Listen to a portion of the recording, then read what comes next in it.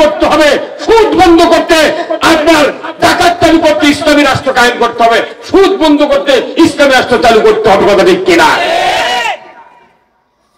কিন্তু আমরা মনে করছি এগুলা হুজুরা বোধহয় সরকারক না মানের জন্য এগুলো বক্তৃতা বানাচ্ছে। হ্যাঁ আচ্ছা ভাই, কোন এই আর 1 মাস পর কঠিন শীত হবে না? এই কথা কোন না, কঠিন শীত হবে কিনা? আচ্ছা, একটা লোকের হাঁপানি, অ্যাজমা, সর্দি, কাশি দেখা যাচ্ছে, এই লোকটা কি ফজরের আযান শুনে পেল, এই কি মনে মনে কয় না যে আমি মসজিদে হাজির হবো? কিন্তু পারে না, কারণ কি ওই ঠান্ডার মধ্যে উজু করলে হাসি হবি, সর্দি পরীক্ষা ভাই। আচ্ছা, কোন এই লোকটা যদি মনে করে তাহলে এখন শীত, আমি বিনি অজুতে ফজর করে আসি, 10টার সময় যখন বেলা উঠে গরম হবে তখন অজু করে নেব, তাহলে নামাজ হবে?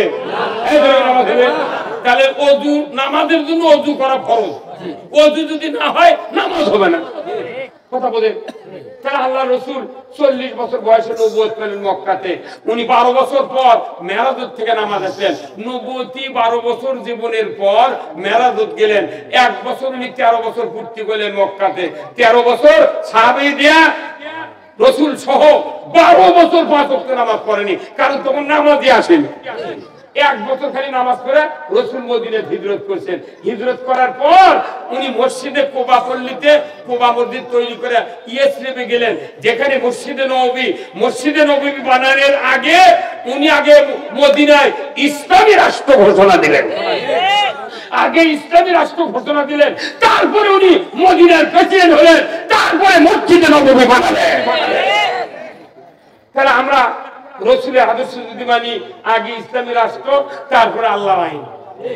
এখন কেউ যদি ইসলামী রাষ্ট্র মনে করে অজুর মতো, যাকে বিনে অজুতে নামাজ পড়ি, দুপুরে অজু করবো, আগে আমরা দেশের ভোট ভালো করি, একে নামাজি বানায়, হাজি বানায়, তবলিগ বানায়, জামাত বানায়, হগলি পীর বানায়, তারপরে মৃত্যুর আগে ওই কিয়ামতের 6 মাস আগে ইসলাম কায়েম করবো, কিয়ামত পর্যন্ত ইসলাম কায়েম হবে। সব অকাম কুকাম দূর করার জন্য আগে ইসলামী রাষ্ট্র কায়েম করতে হবে, কারণ ইসলামী রাষ্ট্র যদি কায়েম না হয় 99.9% ইসলাম নিয়ে বাঁচা সম্ভব নয়। বিনিয়োজিতে নামাজ পড়া আর ইসলামী রাষ্ট্র বাদ দিয়া ওই ইবাদত করা একই কাজ। এই হুজুর কথা মানে এখন সব বাদ দিয়ে কেন ইসলামী রাষ্ট্র কায়েম করবেন? চলে যান রসুলের হাদিস। আজ থেকে বদরের যুদ্ধে 304 জন সাহাবী ছিলেন, যখন আল্লাহু আকবার। বদরের যুদ্ধ 17 রমজান বদর প্রান্তরে সংগঠিত হয়। আল্লাহ রসুল 313 জন সাহাবী নিয়ে বদরের প্রান্তরে হাজির হলেন। 16 রমজান রাত্রিতে সেহরি পাক করলেন, সমস্ত সাহাবী সেহরি খেলেন, রসুল সেহরি খেলেন। পরের দিন যুদ্ধ হবে। ফজরের পর আল্লাহ তাআলা জিবরাইলকে পাঠিয়ে দিয়ে বলেন, জিবরাইল যাও আমার হাবিবের কানে কানে বলে দাও, আজকে যেন রসুল এবং রসুলের সাহাবীরা সবাই রোজা ছেড়ে দেয়, সবাই যেন রোজা ছেড়ে দেয়। কারণ 1000 কাফের মক্কা থেকে আসতেছে মদিনার ইসলামী রাষ্ট্র ধ্বংস করার জন্য। অতএব এই ধ্বংস থেকে বাঁচাতে গেলে তাকে খেয়ে দিয়ে শক্তি নিয়ে বদরের প্রান্তরে যুদ্ধ করতে হবে। তারা খাবে পানি, ভাত, খুরমা, আর আমার নবীর সাহাবীরা অনাহারে থেকে কষ্ট পাবে, দুর্বল হবে। এই দুর্বল অবস্থায় যদি নবী শহীদ হয়ে যায়, ইসলাম যদি পরাজিত হয়ে যায়, রোজা করে তোমাদের কোনো লাভ হবে না। আমরা বাংলাদেশে রোজা করলে খুরমা, বুট, পেঁয়াজি, মরিয়ম খুরমা, তারপরে আফওয়া খুরমা দিয়ে ইফতার করি। কি জান্নাতে যাবে? দেশে সুদে করে টাকা চলিচ্ছে, চুরি জানা মুঠি চলিচ্ছে, ওই আবার ইতিকাফ করছে। কত মানে গান হুজুর এগুলো কত বলেন না, গান ফাঁকা ফাঁকাবি। ভাইরা আমার, ও দরদি আলিমুল ভাই, ইমাম ভাইরা, দুঃখের সাথে বলতে হয় ইসলামী রাষ্ট্রের কথা। প্রতিদিন শুক্রবারে মসজিদে খুতবাতুল আহকামে তেলাওয়াত করা হয়। সানি খুতবা ইমাম সাহেবের আমরা প্রতিদিন শুক্রবারে তেলাওয়াত করি। ওয়া সুলতানু জিল্লুল্লাহি ফিল আরদি মান আহানা সুলতানাল্লাহি ফিল আরদি আহানাহুল্লাহ। যারা ইমাম আছেন এই কথা কি আমি গাঁজা করে কথা বলতেছি? অরিজিনাল কথা বলতে যারা ইমামতি করেন, যারা মুক্তাদি প্রতি শুক্রবারে নামাজ পড়েন, এই হাদিসটা পড়ার সাথে সাথে সবারই কলিজায় এই হাদিসের উচ্চারণটা বুকের ভেতর উদ্ভাসিত হয়েছে। ওয়া সুলতানু জিল্লুল্লাহ, ন্যায়পরায়ণ শাসক আল্লাহর ছায়া সদৃশ্য, যখন আল্লাহু আকবার। ন্যায়পরায়ণ শাসক কারা? হযরত ওমর ফারুক অর্ধেকটা পৃথিবী কোরআন দিয়ে শাসন করেছিলেন। কোরআন দিয়ে শাসন করেছিলেন। যে মানুষটা রাসূলের কাল্লা কাটার জন্য তরবারি নিয়ে বিগত বেকে মদিনার মক্কার ওই তাপ পাইয়ে রাসূলের দরবারের দিকে যেতে চেয়েছিলেন, আবু জাহেল বলল, রে মক্কার যুবকেরা, কি আসরে মুহাম্মাদের মাথা কেটে আমার হাতে দিতে পারবা? আমি তাকে 100 উট পুরস্কার দিয়ে দিব। মক্কার ওই সময় যত কাফের নেতা ছিল কেউ সাহস পায় নাই, কেউ সাহস করে নাই। ওমর তরবারি উঁচিয়ে বলল, ওমর ইবনুল খাত্তাব, হে আবু জাহেল, তোমার ওয়াদা যদি ঠিক থাকে আমি নিমিষের ভেতরে আব্দুল্লাহর বেটা মুহাম্মাদের মাথা কেটে তোমার হাতে আমি দিয়ে দেব। যেরকম নাউযুবিল্লাহ। আবু জাহেল বলল, ওমর রে, এক ক্ষণকাল আমি কার্পণ্য করবো না, 100 উট দিয়ে দেব, তুমি যদি মুহাম্মাদের কাল্লা আমার হাতে দিয়ে দাও। ওই সময় আবু জাহেল টাকা দিয়া মুহাম্মাদের কাল্লা কাটতে বলেছে, কথা ঠিক কিনা? আর আজকে ভারত ইসকন দিয়া উকিলের কাল্লা কাটা দিল। ওই কাল্লা কাটা আর এই কাল্লা কাটা একদিনকে ঠিক, দিনের 54 বছর ঠিক। খালি হুজুর করে খালি কয় বিশিষ্ট আলিমের দিন হাফিজুল্লাহ আল্লামা, তাহলে হুজুর খালি তলে তলে ফলি ভাই। আমাদের বাংলাদেশ এখন চলছে গ্যাস আর পামে, মানুষ যত পাম দিবেন তত ফলি। আসল কথা কবে না, খালি পাম নেতারা কোনো কাম করেনি রাস্তার, খালি তাও মানুষ কোয়া লাগবে অমুক নেতা প্রচুর কাজ করছে। আমরা তো 16 বছরই বক্তৃতা দিচ্ছি, আমার 46 বছর বক্তৃতার বয়স। এই গত 16 বছরে যত নেতা আছে আমার ধমক আছে, আমার কাছে বলছে হুজুর দেখে শুনে কথা বলেন। আমি কই ভাই আমি তো কোরআন মুখস্থ করে যাচ্ছি, যে দেখে আবার প্রতি আমার তো টাইম লিখে ভাই লাগবে না, কোরআন মেলামো সুরা বার কর্ম আয়াত বার কর্ম অনেক খুঁজতে মেলা টাইম খুঁজতে ভর্তি তো আমার মেলা টাইম দেবে, আমি বক্তৃতা কর্ম কখন আমি মুখস্থ করে যাচ্ছি যে আপনি এক কাজ করেন কোরআন পাশে বসে আপনি কয়া দেন, আমি শুনে শুনে কম দেখবি আর পাশে নেই কথা কয়। আবার মেলা নেতা সমাজের এই আমাদের কাছে বসতে দাঁড়িয়ে, সালাম আলাইকুম, আমরা মুসলমান সবাই নামাজ পড়েন, কথা কয় কি কয় না, নামাজ পড়েন। তখন আমি মাথার পা বন্ধু দেখি দেখি নামাজ পড়ার কথা বলছে। আমি একটা টাকা খরচ করে বইয়ের বাড়ি দিয়েছি, বইয়ের কাছে ভাবি কোন তো আপনার স্বামী নামাজ পড়ে 5 ওয়াক্ত, বলছে চাও না তুমি যে সবাই করলে নামাজ পড়বেন, ওই নামাজ পড়ার কথা কথা কি মানুষের ভোট নেওয়ার জন্য।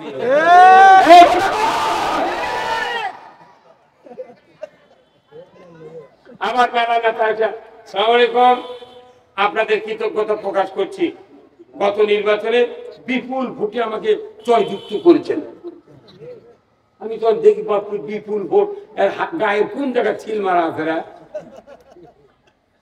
বিনে ভোটে 154 জন এমপি পাস করছে, তাও কত বিপুল।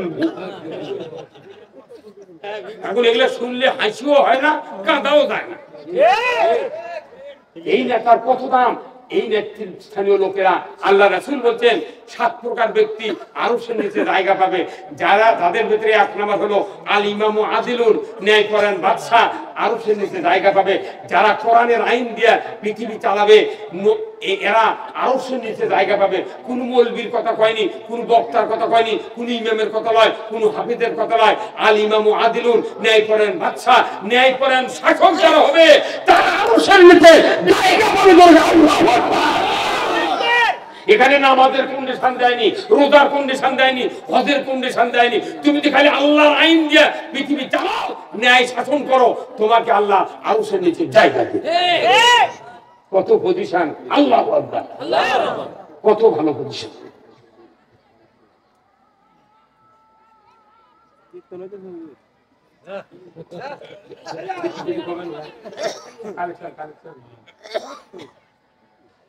ভাই আমার ভাই কি খারাপ লাগতেছে, করে দিই।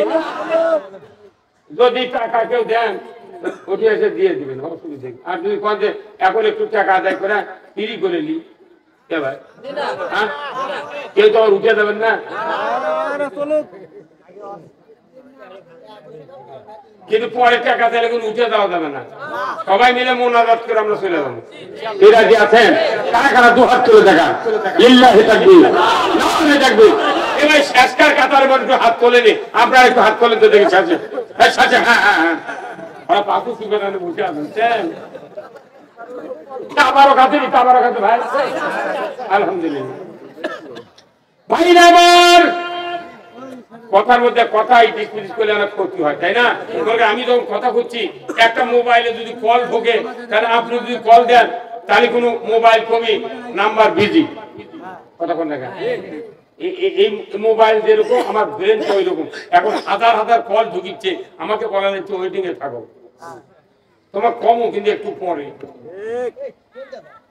আমার দেশে যত মানুষ আমরা দোয়া করতেছি নামাজ পড়ে, রব্বানা আতিনা ফিদ দুনিয়া হাসানা ওয়া ফিল আখিরাতি হাসানা ওয়া কিনা আযাবান্নার। দোয়া আল্লাহ কবুল করুক, আমার আপত্তি নেই। কিন্তু আমার কেমন যেন বিশ্বাস একটা দোয়া কবুল হচ্ছে। দোয়া যদি কবুলই হবে, তাহলে তার একটা উপমা পাওয়া যাবে না? দুনিয়ার তো ভালাই হয় না। এখন বলেন তো, এই মোবাইলে যদি আমি আপনার কল দিয়ে, ভাইয়ের কাছে কল দিলাম, মোবাইল বলতেছে আপনার অ্যাকাউন্টে যথেষ্ট পরিমাণ ব্যালেন্স নাই, দয়া করে রিচার্জ করুন। আমি আর জীবনে এলাকা কল দেব? এখন হয় ইমার্জেন্সি হাওলাত দেওয়া লাগবে, না হয় রিকোয়েস্ট কল দেওয়া লাগবে। এখন রিকোয়েস্ট কল ওনার কাছে যদি দিই, আমার নাম্বার যদি ওনার পরিচিত না হয়, উনি তখন কাটিয়ে দিয়ে কবি মোবাইল যখন রিসিভ করছে তখন বলছে রাজি থাকলে এক চাপুন, না থাকলে দুই চাপুন। কতক্ষণ? তাহলে এই কল ওনার যদি পরিচিত নাম্বার হয়, তাহলে উনি রিসিভ করে রাখা আমার ছেলে বারে, তাহলে কি টাকা নেই, তাহলে যদি ব্যাটার কি অসুবিধা, তাই না? কতক্ষণ? এখন হচ্ছে আপনার অ্যাকাউন্টে যথেষ্ট পরিমাণ ব্যালেন্স নাই, দয়া করে রিচার্জ করুন। আচ্ছা, এই কথাটা যদি দেখেন, আমরা ফজরের নামাজ পড়ে বাপের কবর জিয়ারত করে গেছি, এখন সালাম দিয়ে ফাতিহা শরীফ দোয়া দরুদ করে হাত তুলছি, আল্লাহুম্মা আমিন রব্বির হামহুমা কামা রব্বায়ানি সগীরা। এই দোয়া করছি, তখনই প্রত্যেকটা হাত তোলা মানুষের কানে কানে ফেরেশতা এসে করছে যে আল্লাহর বান্দা, তুমি যে ঈমান নিয়ে দোয়া করতেছ, তোমার ঈমানের যথেষ্ট পরিমাণ শক্তি নাই, দয়া করে তুমি ঈমান রিসার্চ। তাহলে দেখলেন ইনি হুজুরকের বাড়ির, ইমামকের বাড়ির প্রতিদিন সকালে ৩-৪০০ লোক লাইন ধরে থাকতো। হুজুর ডাকে, হুজুর ওঠেন ওঠেন, লোড দেন তো। কি লোড? ইমানের লোড দেওয়া লাগে, হয় ইমানের শক্তি নেই। ইমাম আগে আইসা বলছে, হুজুর তোমাকে সমস্যা কি? বলছে হুজুর মোনাজাত করছি, হাত তুলছি, ফেরেশতা এসে কানে কানে কয়ে গেল আপনার ইমানের যথেষ্ট শক্তি নাই, দয়া করে ইমান রিসার্চ করেন। এখন ইমান রিসার্চ করবেন কি দিয়ে? মোবাইল রিসার্চ করে কি দিয়ে? টাকা দিয়ে। আর ইমান রিসার্চ হয় কি দিয়ে? কোরআন দিয়ে। আর কোরআন শুনলে ইমান রিসার্চ হয়, এটা আল্লাহ বলেছেন। কে বলেছেন? আল্লাহ। কোরআন শুনলেই যদি ইমান রিসার্চ হয়, সেই দিন গত সরকারেরা গত 16 বছরে অনুমতি নিয়ে সভা করা লাগছে। মানে ওরা বুঝতে পারছে যে কোরআন যদি সভা শোনায়, তাহলে তো ইমানের রিসার্চ হবে, ইমান শক্তিশালী হবে। অতএব কোরআন শুনানি যাবে না। কত কোনে গেরা এখন আর কোরআন শুনে তো অসুবিধা আছে? ডক্টর ইউনূস বলেছে ওপেন ফিল্ডে কোরআন চলবেই চলবেই চলবে। ডক্টর ইউনূস বলছি আপনি 10 বছর থাকেন, কারণ এখন আর মামলা হামলা কিচ্ছু না, আমরা দিন কত ঘুম পারি, আমরা ঘুম পাই না। এই 16 বছরের সরষের জমি পোলিয়া খাচ্ছে দেখে আমাদের কলজা শেষ হয়ে গেছে। সবার বাগা আহার করে খালে আর হবিলে, ওরে আমার বাগা বন্দি হইছে কোনবা দিয়ার ফাদের ফাদ দেখো রিয়া বগা কান্দে রে। পাকিস্তান আমরা গান শোনেননি? ওই যে সকালবেলা দেখবেন এক ঝাঁক বগার বগি ওই নদী আহার করবে ভাই, কিন্তু বাইরে যে ফান ফালাতে বগা তো আর জানে না। ওই এতই হাঁটে হাঁটে হাঁটে, কতক্ষণ লাগে কি হাঁটে হাঁটে হাঁটে, বগার যে এত বুদ্ধি, ওই খালি দেখে না ওই ফান দেখে মাছ খোঁজে, হাঁটে হাঁটে যদি তালের আসে ফান বাঁধে তাহলে আমি আটকে যাবো, সেটা এমন হাঁটে হাঁটে হাঁটে হাঁটতে হাঁটে এক বগা আটকে গেছে। বগি টগি মোট চলে গেছে সন্ধ্যায় বাড়ির, ভাষার যা দেখে বগা নেই, তখন বগি কান দিচ্ছে সবার বগা আহার করে খালে আর হবিলে, ওরে আমার বগা বন্দি হইছে কোনবা দিয়ার ফাদের আর দেখো রিয়া বগা কান্দে রে। বগি কান্দিছে, কথা ঠিক কিনা? আমাকে মামলা দিয়ে দেখো গ্রেপ্তার করে জেলে থুছিল, তার পুরুষ মান হলো বগা, আর আমাকে বউ কি বগি, ওরাওকে বগি লেগার কান্দিছে, কথা কি? ওই বগি আমাকে স্ত্রীরা কান্দিছে। সবার স্বামী ঘুরে ফিরে হাতে আর বাজারে, ওরে আমার স্বামী বন্দি হইছে শেখা ছিলেন জেলে আর দেখো রিয়া স্বামী কান্দিও না রে। আমরা জেল খারাপ করছি, আমার ধরে যা সবার থেকে ধরে জেলত তুললো, পানি যায়নি উজু করার, ফজরে পায়খানের উপর চলে উজু করছি, কত হুজুর উজু পানি দেওয়া যাবে না, আপনি যা পারেন তাই করেন, সাহস কিরে? হ্যাঁ, এলা কথা আমরা কইলে হুজুরা মিথ্যা কথা করছে, যে তুই আমার সাথে গেলু নাকি সাথে কতক্ষণ? আল্লাহ সুযোগ দিয়েছে একটা বার, এই সুযোগ হাতছাড়া করা যাবে না।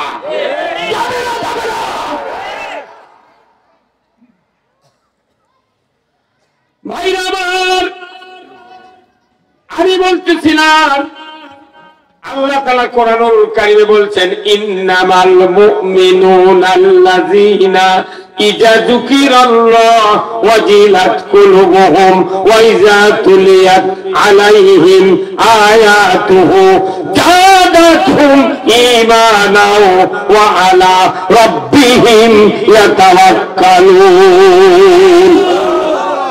নিশ্চয় যারা মুমিন তাদের সামনে আল্লাহর নাম উচ্চারণ করলে ওয়াজিলাত কুলুবুহুম, অন্তর থরথরে করে কাঁপে, আল্লাহর জিকির আল্লাহর নসিহত তার কানে পড়লেই অন্তর কেঁপে ওঠে। এমন মুমিনের সামনে যখন কোরআনের আয়াত তেলাওয়াত করে তাদেরকে বুঝিয়ে দেওয়া হয়, আমার আল্লাহ বলেছেন ওই মুমিন বান্দার যদি গতিবিধি আল্লাহর দিকে হয়, জান্নাতের পথের দিকে হয়, আমি আল্লাহ খুশি হইয়া ওই বান্দা বান্দির তামাম অন্তরে আল্লাহ ঈমানকে বাড়িয়ে দেই। কোরআন শুনলে ঈমান বাড়ে, গান শুনলে ঈমান মরে। কার কথা? যেরকম কার কথা? আজকে সারা বাংলাদেশে বৈজ্ঞানিকের দ্বারা টাচ মোবাইল তৈরি করে দেয়া যুবকদেরকে ধ্বংস করে দেওয়া হচ্ছে। মোবাইল দিয়া উপকারও আছে, ক্ষতি তার চেয়ে বেশি আছে। উপকার আছে কিন্তু ক্ষতি বেশি আছে। এই যে এখানে আছেন খুব কষ্ট করে অনেক মানুষ বসে আছে, যার কে বাড়িতে ওয়াইফাই আছে ওরা মনে করছে এটি কাঁটার মধ্যে বসে আছে। যে কোনো মানুষ ওয়াইফাই তার বাড়িতে আছে, টাচ মোবাইল আছে, বাড়ির যা ওয়াইফাই কমবে 1 ঘন্টা দেখার পর টুকতে টুকতে তখন হাতের থেকে মোবাইল পরে দেবি, তখন কর বউ কবি তুমি মোবাইল থেকে ঘুম পারো কত করে মোবাইল পেপার ফুটে বউ যে আর এক ঘর শুয়ে থাকে।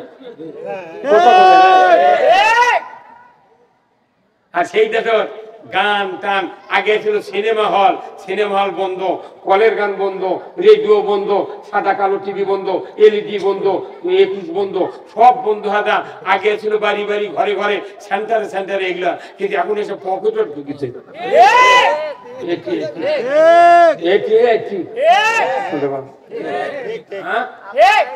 এই যে শীত আসছে, যুবকরা খুঁজি বাপ মসজিদে নামাজ পড়ছে আর মনে করছে আমার বেটা ঘুম পাড়িচ্ছে।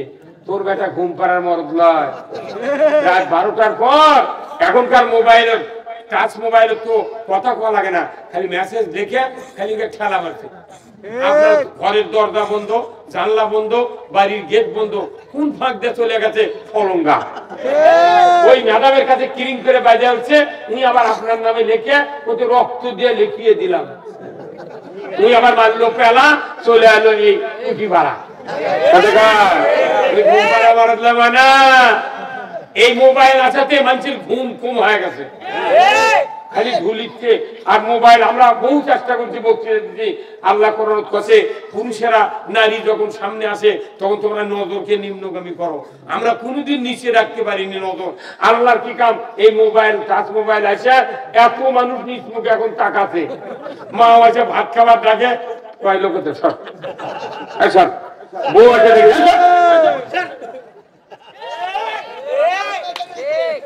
না, এগুলার কাম বাঁধেনি। কোরআন শুনলে ইমান বাড়বে, কার কথা?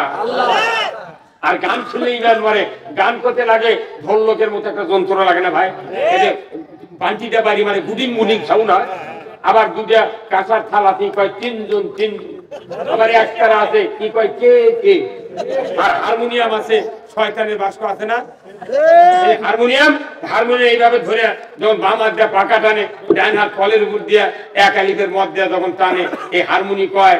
তাহলে ঢোলক কয় দোদক দোদক, জুরি কয় 3 জন 3 জন। তাহলে কে কে সেই দোদক দিচ্ছে? কইছে ই উই উই। হারমোনি কইছে ই উই ই। এখন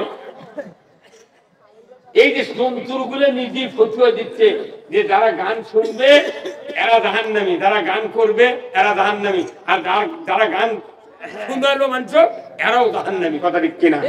রাসূল বলছেন যে জায়গায় কোরআনের মাহফিল হয়, মাদ্রাসা তৈরি হয়, এই জায়গায় ৭০,০০০ ফেরেশতা কিয়ামত পর্যন্ত আপনাদের জন্য মাগফিরাত কামনা করে। আল্লাহু আকবার। ভাইরা আমার, রাস্তার ভেতরে নঈম নামের ব্যক্তির সাথে দেখা হলো। নঈম বল, তোমার এত রাগ করে তুমি কোন দিকে যাও, কার ক্ষতি করবে বলো তো? উমার বলে, নঈম রে, রাস্তা ছেড়ে দাও, আমি যাব মুহাম্মাদের কাছে, আব্দুল্লাহর বেটা মুহাম্মাদের শিরোচ্ছেদ করার জন্য।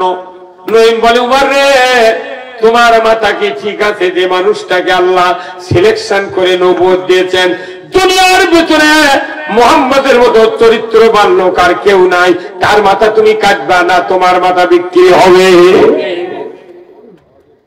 তবে তুমি তার মাথা না কেটে ওই মানুষটার উপর যারা ঈমান এনেছে তার ভেতরে 2 জন মানুষ, তোমার বোন আর ভগ্নিপতি, তারা যদি তুমি তাদেরকে ঘুরাতে পারো, আমি বুঝবো তুমি মুহাম্মাদের মাথা কাটতে পারবা। তোমার রাস্তা বাইপাস ধরে বোন ভগ্নিপতির কাছে চলে গেলেন। যাওয়ার পরে বাহির থেকে আওয়াজ শুনতে পেল, কোরআনের সূরা তোহার 124 নম্বর আয়াত, ওমান আরাদা আন যিকরি ফাইন্না লাহু মাইশাতান দানকা ওয়া নাহশুরুহু ইয়াউমাল কিয়ামাতি আমা। আমার আল্লাহ বলছেন, এই কোরআনের নসিহত আল্লাহর উপদেশ, আল্লাহর বয়ান, আল্লাহর বক্তৃতা শোনার পর যারা বিপরীত মুখে চলবে, অ্যাবাউটান হয়ে চলবে, আমি তাদের জীবিকাকে সংকীর্ণ করে দেব, আর তাদেরকে কিয়ামতের দিন আমি আল্লাহ অন্ধ করে উঠাবো। এই কথাটা বোঝার পরে উমর ফারুক ক্ষিপ্ত হয়ে বাড়ির ভেতরে প্রবেশ করলো। বোন আর ভগ্নিপতির মাথায় তরবারির উল্টা পিঠ দিয়ে এত জোরে মারতে লাগলো, মারতে মারতে এক পর্যায়ে তরবারির উল্টা পিঠের আঘাতে মাথা ফেটে ফিনকি দিয়ে রক্ত বেরিয়ে যাচ্ছে। এমন সময় উমরের বোন ফাতেমা উমরকে জড়িয়ে ধরে বলল, ভাই তুমি আমাকে মেরে মেরে শহীদ করে দাও, আমার আপত্তি নাই। আমার ভগ্নী, আমার স্বামীর মাথাটা তুমি ফেটে দিয়েছ, রক্ত বের হয়ে আমার স্বামী যদি দুনিয়ার থেকে বিদায় হয়ে যায়, আমি বিধবা হয়ে যাব, তোমার কি দয়া হয় না? বলার সাথে সাথে উমর ভগ্নীপতির মাথার রক্ত দেখব মোহব্বত পয়দা করে দিলেন কে? সাথে সাথে উমরের কলিজার ভেতরে ভয় পয়দা হলো। উমর ফারুক বলল, বোনে কি পড়ছিলে তোমরা? আমার হাতে দিয়ে দাও, আমি একটু পড়ে দেখি কি পড়ছিলে তোমরা। বোন বলে, ভাইজান তুমি তো নাজাসাত মুশরিক, তুমি গোসল করো, পবিত্র হও, তারপরে খণ্ডটি দেওয়া হবে। গোসল করানো হলো, খণ্ডটি দিয়ে দেওয়া হলো। উমর নিজেই চক্ষু দিয়ে আরবের মানুষ পড়তেছে, ওমান আরাদান যিকরি ফাইন্না লাহু মাইশাতান দানকা ওয়া নাহশুরুহু ইয়াউমাল কিয়ামাতি আমা। একবার শুনলেন, একবার তেলাওয়াত করলেন, উমর ফারুকের কলিজার ভেতরে আল্লাহর আসমানি কিতাবের মহব্বত পয়দা হয়ে গেল। সেই ফুলেরই রৌশানিতে আরশ করছি রৌশান, সেই ফুলেরই রঙ লেগে আজ ত্রিভুবন জ্বালা। বলুন, সাহারাতে ফুটল রে ফুল রঙিন গোলে লা লা, সাহারাতে ফুটল রে ফুল। চীনের রসিক ভ্রমর বুলবুল, সেই ফুলের ঠিকানাই। কেউ বলে হযরত মুহাম্মদ, কেউ বা কামলি ওয়ালা, সাহারাতে ফুটল রে ফুল। একবার শুনেছে, একবার পড়েছে, তাতে উমরের কলিজার ইমানের নূর পয়দা করেছেন কে? আল্লাহ। আর আমরা বছরে 60টা শোভাসিনী, 52টা জুম্মার নামাজ পড়ি, 1300টা মিলাদ করি, তারপরেও আমাদের অন্তর কিছুই হয় না। ইমাম হয়া মৌলবি হারো ইসলামের বিরোধিতা করে। তোরা কলি হবি ইসলাম কায়েম, সেই উমর কি আর আছে? তুই কি উমর বানাবাই? তুই কি বানাবাই? তুই নিজেও করবে না, আর একজন গড় সাহস করছে। আপনাকে এটি ভাই গ্রিলের দোকান আছে, গ্রিল, ওই যে জানলা দরজা সাইকেল ভাঙ্গে গেলে, মেশিনের বডি ফাটে গেলে ঝালাই করে না, এই দোকান কি কয়? ওয়ার্কশপ, মানে গ্রিল বানানোর দোকান, তাই না? গ্রিল মিস্ত্রি ওয়ার্কশপ। এখন কত ওই ওয়ালত আছে মিটার, ওই থেকে একটা লাইন নিয়েছে, একটা ওই এইরকম একটা চার্জার মেশিন নাই ভাই, ঝালাইয়ের মেশিন, এই কাহিনীতে ঢুকে দেয়। আবার এই দিক দিয়ে 2 লাইন বার করে, একটা লাইন বার করে এই দিক, আর একটা এই দিক। এই লাইনের মাথা ওই এত বড় একটা রড কিংবা একটা পাতি মুখত পিছে ওটি ওই দিদা ঝালাই করে চারি উপর ফেলে যেতে হয়। কথা ঠিক কিনা? এই লাইনের নাম কি? আর্থিং। বুঝি জানে রে, কাল বক্তা কেন লাভ কি? এটা একটা আর্থিং এর লাইন, তাই না?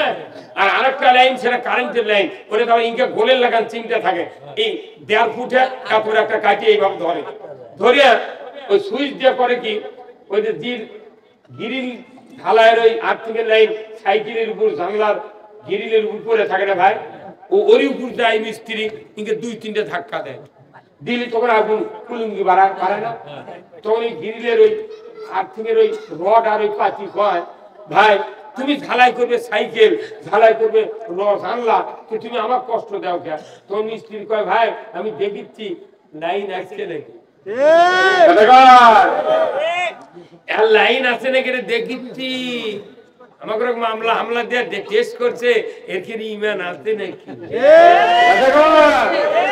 আচ্ছা কত ওই আর্থিকের লাইন খুলে দিয়ে কিয়ামত পর্যন্ত যদি কারেন্ট দিয়ে ঢালাই করবে তাই একটা ফোঁটা দেবে পারবে পারবে কেন পারবে না আর্থিকই নাই আর্থিকই নাই কথা ঠিক কিনা আর্থিক নাই তাহলে বোঝেন আর্থিক ছাড়া যেরকম ঢালাই হয় না আমরা ডাইরেক্ট কোরআনের পাওয়ার হাউস থেকে কোরআন হাইতের বক্তৃতা দিচ্ছি সাইডও 60 বছর বক্তৃতা দেয়নি ইমামরা দেয় আমরা দিই সবাই দেয় এই আর্থিকের এই কারেন্টের বক্তৃতা দিই কিন্তু কোনোদিন কি এই বক্তৃতা কায়েম আছে কেন হয়নি আর্থিকের লাইন নেই আর্থিকের লাইন হলো রাষ্ট্র শক্তি রাষ্ট্র হলো আর্থিকের লাইন আর বক্তার বক্তৃতা ইমামের বক্তৃতা হাফেজের বক্তৃতা হলো আমরা কারেন্টের লাইন যতই বক্তৃতা আমরা তুকার দিই রাষ্ট্র শক্তি না থাকলে সুদ হারাম হবে না পর্দা ফরজ হবে না জানা বন্ধ হবে না চুরি বন্ধ হবে না দুর্নীতি ঘুষ কিছুই বন্ধ হবে এই কারেন্টের আগে